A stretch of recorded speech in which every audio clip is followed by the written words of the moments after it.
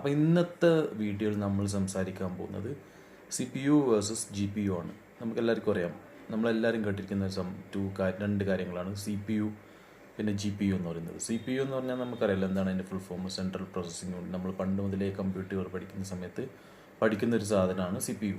പിന്നെയാണ് നമ്മൾ GPU കയറി വന്നത്, ഗ്രാഫിക്കൽ പ്രോസസ്സിംഗ് യൂണിറ്റ് എന്നാണ് അതിൻ്റെ ഒരു ഫുൾ ഫോം.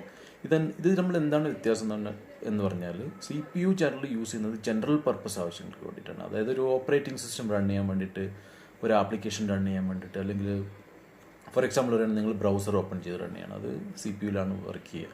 CPU-ൻ്റെ ക്ലോക്ക് സ്പീഡ് എപ്പോഴും കൂടുതലായിരിക്കും. അതേസമയം GPU എന്ന് പറയുന്നത് മൾട്ടി ടാസ്കിങ് ചെയ്യാൻ വേണ്ടിയിട്ടുള്ളൊരു പ്രോസസ്സിംഗ് യൂണിറ്റാണ് GPU എന്ന് പറയുന്നത്. അത് ഒരേ ടൈമിൽ മൾട്ടിപ്പിൾ ആയിട്ടുള്ള ടാസ്ക് അതിന് ചെയ്യാൻ പറ്റും. പക്ഷേ അതിൻ്റെ ക്ലോക്ക് സ്പീഡ് കുറച്ച് കുറവായിരിക്കും. ഈ മൾട്ടിപ്പിൾ പ്രോസസ്സ് എന്തിനാണ് വേണ്ടതെന്ന് വെച്ച് കഴിഞ്ഞാൽ, നമ്മളിപ്പോൾ ഗെയിമൊക്കെ കളിക്കുന്ന സമയത്ത്, ഒരു ഗെയിം പ്ലേ ചെയ്യുന്ന സമയത്ത് നമ്മൾക്ക് പല കോമ്പൗണ്ടുകൾ, കുറേ കാര്യങ്ങൾ അതിലുണ്ടാവും. ഒരാൾ മൂവ് ചെയ്യുന്ന ഒരു ഗെയിം, കാറ് മുമ്പോട്ട് പോകുന്നു, അതിനനുസരിച്ച് ഗ്രാഫിക്സ് പുറകോട്ട് പോകുന്നു, അങ്ങനെ പല പല കാര്യങ്ങൾ നടക്കില്ല. അപ്പോൾ അതെല്ലാം പ്രോസസ്സ് ചെയ്യാൻ വേണ്ടിയിട്ടാണ് GPU യൂസ് ചെയ്യുന്നത്. പിന്നെ ഗ്രാഫിക്കൽ ഡിസൈൻ, ഇപ്പോൾ വീഡിയോ എഡിറ്റിംഗ് ഒക്കെ ചെയ്യുന്ന സമയത്ത് അത് റെൻഡർ ചെയ്യാൻ വേണ്ടിയിട്ട് GPU യൂസ് ചെയ്യും. പിന്നെ ഇപ്പോൾ GPU-ൻ്റെ മറ്റൊരു ഉപയോഗം എന്ന് പറയുന്നത് AI ട്രെയിനിങ്ങിന് വേണ്ടിയിട്ട് GPU ഭയങ്കരമായിട്ട് യൂസ് ചെയ്യുന്നുണ്ട്. അതുകൊണ്ടാണ് NVIDIA ഒക്കെ വലിയ കമ്പനിയായിട്ട് മാറിയിട്ടുള്ളത്. അപ്പോൾ നിങ്ങൾക്കിപ്പോൾ CPU-യും GPU-യും തമ്മിൽ വ്യത്യാസം മനസ്സിലായി കാണും എന്ന് പ്രതീക്ഷിക്കുന്നു.